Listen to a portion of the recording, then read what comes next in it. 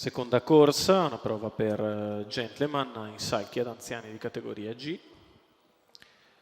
C'è una favorita nettissima, il numero 6 di Elixia, 1,30 la sua quota.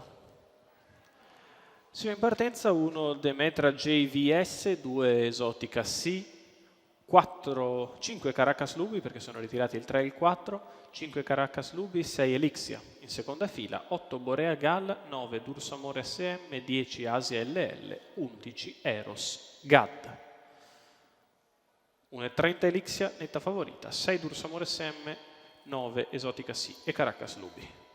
Partiti, veloce proprio Elixia che prende l'iniziativa nei confronti di Demetra JVS, poi in terza posizione cerca di sistemarsi Caracas Lubi, avanti ad Eros Gad, poi all'esterno Dursamore SM. Sulla prima curva Elixia è in vantaggio su Demetra JVS, di fuori Dursamore SM, in corda Caracas Lubi che precede Eros Gad, poi ancora il resto del gruppo con l'avanzata decisa da parte di Dursamore SM che scavalca Demetra JVS, si porta al salchi di Elixia 33, i primi 400 metri di corsa.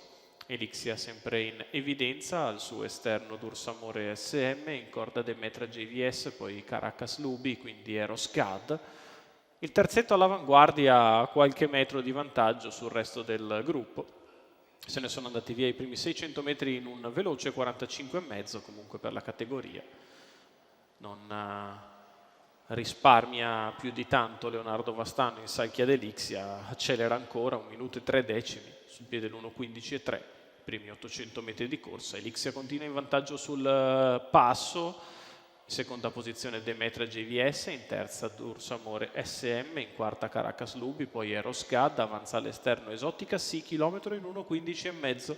Elixia continua in vantaggio su Demetra JVS, quindi sempre Dursamore SM, poi Eros Gad che buca all'interno Caracas Lubi. 14,6 la retta opposta alle tribune, con Elixia sempre in vantaggio su Demetra JVS, poi Eros Gad che cerca di spostare ai lati di Dursamore SM per andare a cogliere la terza posizione quando siamo all'ingresso della dirittura d'arrivo, ed Elixia vi entra con chiaro margine. Elixia nel finale spazia a piacimento, viene a vincere da netta favorita. Qual è?